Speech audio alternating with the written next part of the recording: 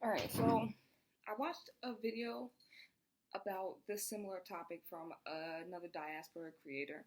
I like watching creators of the African diaspora and stuff about the manosphere and hypergamy because I think it's interesting and I feel like I could contribute to these conversations. And also, like I said, I like to talk about all different types of stuff, but right now we're talking about this. All right, so I watched the video and I had a huge realization about the disconnect between men and women in general.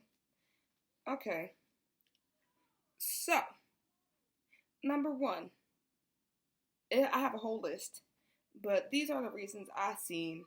But number one is men are off put by women saying, I don't need no man. Um, they feel uncomfortable about women being able to speak up if they're upset because this is new in society. Like throughout the generations, women weren't able to talk about when they felt a type of way. It came with consequences. This is some new shit in this era. Women have been fighting, just like people of color, particularly black people, have been fighting to be able to say what they want when they feel uncomfortable, when they feel belittled or taken advantage of. This is new. Women having voices like this, and yeah, some women have gone a little crazy. And I'm gonna say that they haven't, but like I said, this is a new phenomena to society, and it makes a lot of people uncomfortable, especially people who were alive during times when women weren't allowed to be as vocal. So that's number one. Um, and then number two is a lot of women who are independent have had systemic abuses done to them by the patriarchy and possibly in their personal lives. So it forced them into independence to escape these abuses, right? And this disconnect can perpetuate the cycle that created the rift in the first place. So let's say so the cycle is woman finds man, woman gets abused by man, woman leaves man, woman has a distrust and fear of men, men feel off put by this woman that has a distrust and fear of men, and some men unfortunately have abusive personalities and they'll try to force that woman into acquiescing to what they say and do, thus perpetuating that cycle of abuse in the first place, right? So that was number two, and my embellishments and takeaways from the first and second thing I said. Um, Number three, ideas about the right to sex. I know I keep talking about this. I've mentioned this in a few videos, a few snippets, a few podcasts. I mentioned this idea a lot, right? So the idea about the right to sex, people, mainly men, talk about the right to sex and they say legalizing sex work would limit SA, I was going to, within society. And some people are worried that severe SA is happening to XXX workers, right? So a lot of the ideas about like the right to XXX is a trauma response being men not being able to show their softer emotions and intimacy without being ridiculed. Trevor Noah goes over it.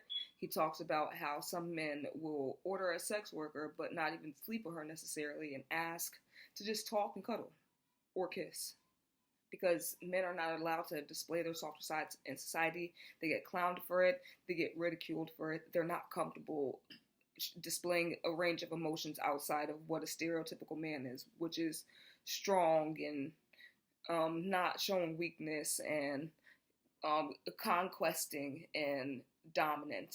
Those are what men are supposed to be seen as in society.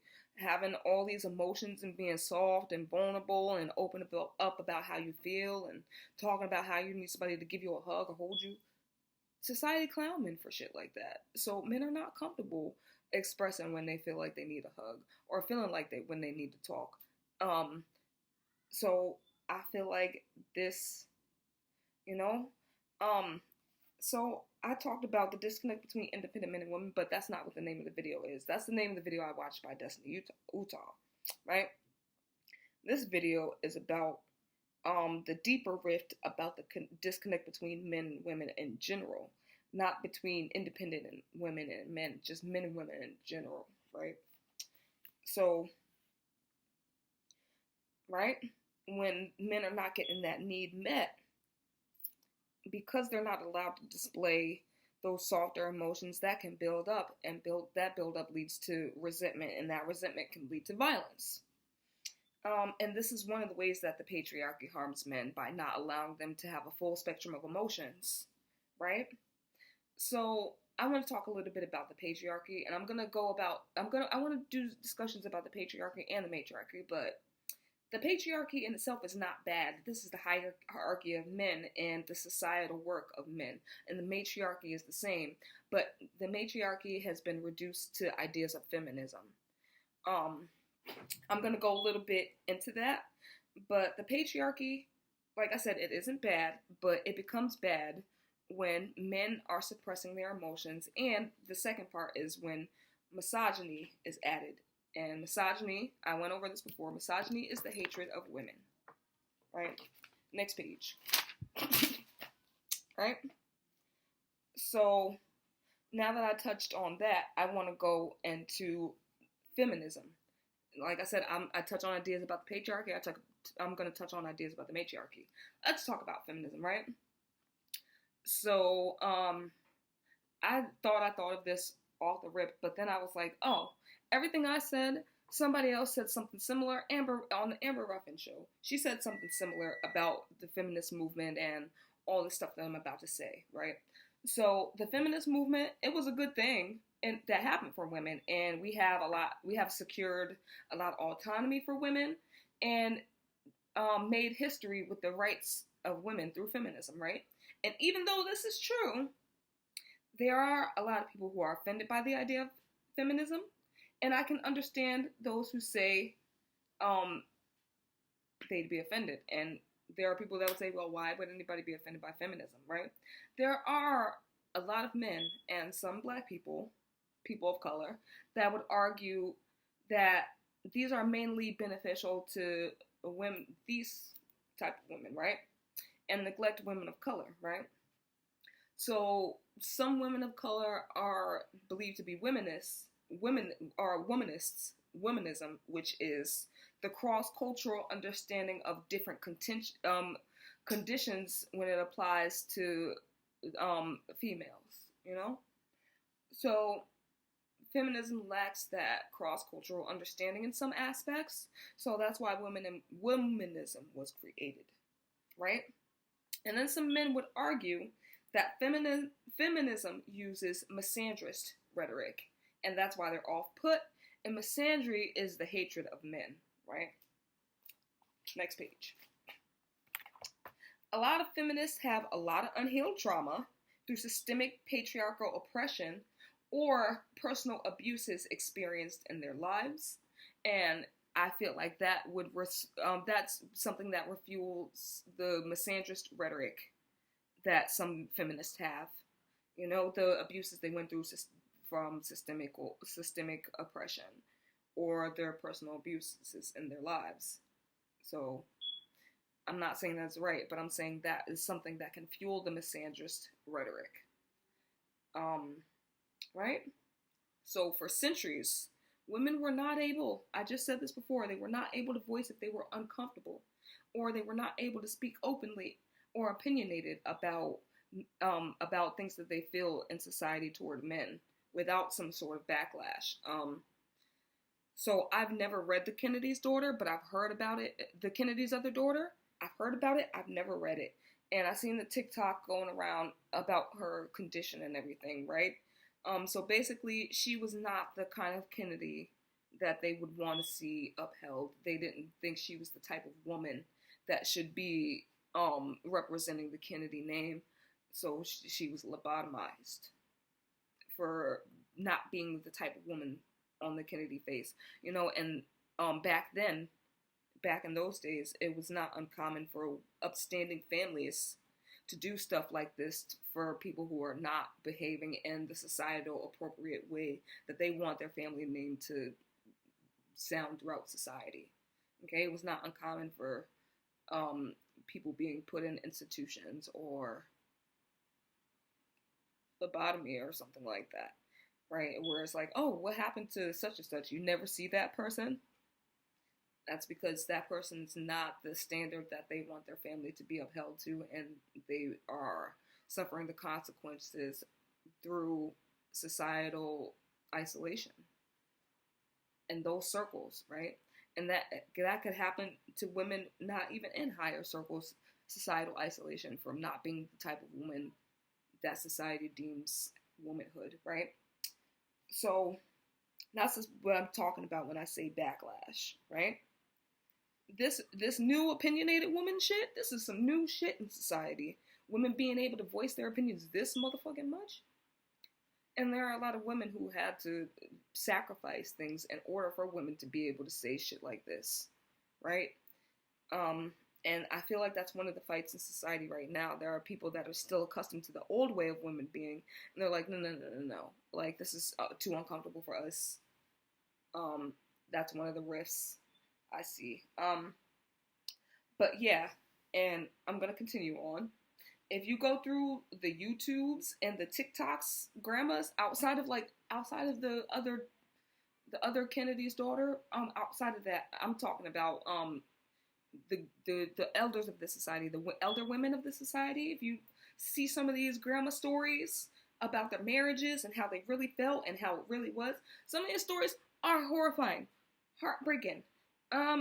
There are so many clips throughout the internet, women talking about what they were and were not allowed to do in their marriage, and if they did certain things, they would get hit from their husband or all types of shit.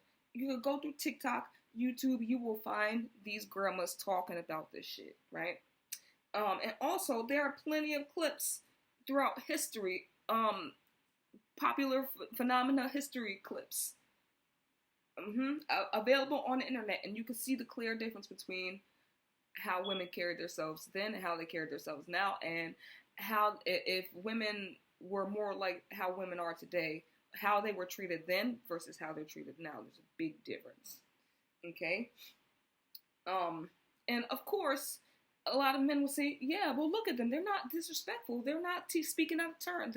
They're being accommodating for the family and the people around them. But of course they weren't going to be blatantly disrespectful, because they were not allowed to be blatantly disrespectful, and they would face, like I said, the social isolation, exclusion, and their personal lives and communities for being and acting a certain way.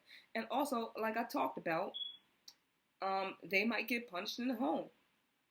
I don't know how this doesn't sound like, there are some men out there that think this is not a problem, but how is that not a problem? Like, women are not your house pets. Even house pets shouldn't be treated like that. Women are your partner if they choose to be, okay? They're not beneath you. They're not there to be subservient to you. And I know that there are women that don't mind being subservient, but as long as they're treated with respect. And unfortunately, there are women that are okay with being subservient and not being treated with respect, you know?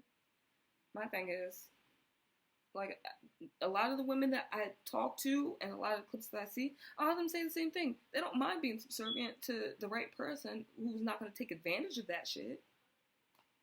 So, next page.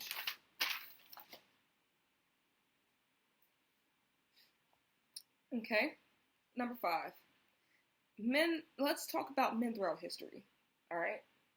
The question I'm asking is, how did the idea of misogyny even get into the patriarchy, right? And what about the idea of men being less emotional and always being strong? All right, so these are the conclusions I came to. I wrote them down, okay? So, the idea of women taking care of the home and being a dutiful wife. Back then, a husband can punish his wife without repercussion, because a wife was not seen as an equal person. They were seen as your property, right? No one would question it. No one would bat an eye. And nowadays, that is illegal. So look at that clear difference. Back then, now. Men could reprimand and punish their wives without any consequences. Now, you're gonna go to jail. So you shouldn't. And even though this is the case, some people still hold on to that belief that a woman should be seen, not heard, and be grateful, and not be disrespectful towards men. And he is the head, and he makes the rules, right? So I don't know about y'all, but in order to run a household, sometimes a woman's gonna have to take the lead, and sometimes a man's gonna have to take the lead. It's an equal give and take, you know? It's not one person or the other person. When you're building a household with somebody, that's both of y'all responsibility, not just one person or the other person, right? And in the society that we live in, the average person is gonna need that extra income, right? So it's like a lot of women talk about the submissive provider thing, and it's funny and everything, but it's like nowadays it's more common for women to be in the workforce. So a woman to be in the workforce and then come home and cook and clean and take care of the children and take care of you without you doing anything for her. I feel like it's an equal give and take. If she has a bad day, I feel like you should tell her to relax and take care of her, and you could take care of stuff. You having a bad day, she could tell you relax, take care of you, take care of everything. It's an equal give and take. Like nobody's gonna have the energy to completely be that one role all the time on a man's part and on the woman's part. So it's a teamwork effort. It's a team. All right. So some people still go with those old ideas because that's what they were taught. And if a woman threatens or challenges these ideas, that she should be punished. That's what a lot of men are taught. Okay. And then I'm going to go into the other part. Men historically had no choice but to go to war and fight. And you could not be weak or you would die at war. So you had to, a lot of men, they had no choice. It's like, oh, you turn 18, you drafted, you going to war. And I feel like men are strong. Saying men have to be strong, I feel like that's a societal trauma response. From always sending men off to war, whether they wanted to or not, back in the past. And now society responds to that as a trauma response, saying men should be strong, but they don't even know where the trauma came from. It's from war, you know? It's from war. So, with all that being said, those are the disconnect I've seen between men and women. A lot of us are carrying trauma responses because of the rules in society.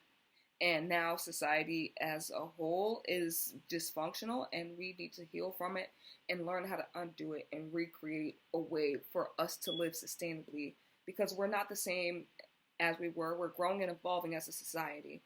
And now we need to come together and grow and evolve into what this new dawn of age and time is going to be. And on top of men and women, I feel like us as a society need to grieve. We lost a lot of people because of COVID.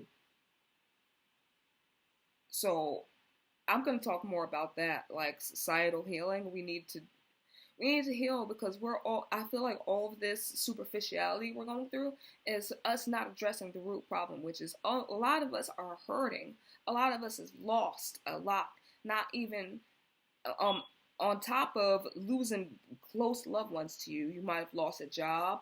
You might have lost the standard of living that you were accustomed to. Relationships might have not been the same, survived from COVID, because I know being cooped up and isolated with people, that's when you start to see people's real personalities. I know a lot of people probably seeing somebody's real personality and was like, oh no, I can't do this. I had to do a big chop. I feel like a lot of us are rebirthing after all the death that happened, whether that's death of a job, death of a loved one, death of a finance, death of a lifestyle. And we're all trying to, get by in this society. And I'm going to go further into that in a different video. But for now, this is the video that I want to bring to you guys, which is the disconnect between men and women. What I see, and I don't know. These are some of the things that I see. I don't know what the solutions could be. Well, my biggest solution, I say, is we need to learn how to understand each other as much as we can. I know we're not going to understand everything about each other, but we need to learn how to understand each other as much as we can. Come together and work as a team. A man is not over a woman is not over a man. We are equal counterparts trying to make a life. This is the society that we've created, right? And I won't say unfortunately, and then we have a new society emerging of people that are like opting out of the idea of society of marriage, home, and family. There are some people that are just like, you know what, I don't want those responsibilities, and I just want to ride this thing out and live my life. We got to learn how to accommodate those people too, because there's nothing wrong with that. If they decide they don't want to have having a family is a lot of fucking responsibility. There are some people that are just like, I'm not for it, right? I don't really have. I mean, I have a huge family, but when it comes to my own personal family, man and children and stuff, I don't really have those things. But maybe one day I will. But right now is not that time, right? So there are some people that are saying it's not going to be the time for them ever, and we got to learn how to respect those people, and we got to learn how to accommodate that. And also, the family structure is changing, and unfortunately, a lot of people that are adapted to the old way of a family structure being are freaking out over this. But I see something beautiful happen. I see more present families. People spend more time with their family unit as a whole, not just the mom and then the dad comes in whenever he wants. Like, that's the stereotype of society, where it's like the mom handles everything and then the dad comes and goes when he pleases at his job, right? But that idea is not holding true for the new way that we're evolving as people. That is not as true, you know. So with that being said, I'm off this and I'm gonna do some more stuff later. But for now, I'm done. And deuces. I just want to help from what I see, and hopefully I help somebody. Hopefully I help people. If you guys have any questions, concerns, if you want to add your 2 piece, if you feel like there's something I missed, if you feel like there's an insight I didn't hit, or if you feel like I completely got something that spoke and resonated to you, let me know below. And we can have a conversation about these kind of things. With that being said, I'm gone. I'm off this. Bye. Doses.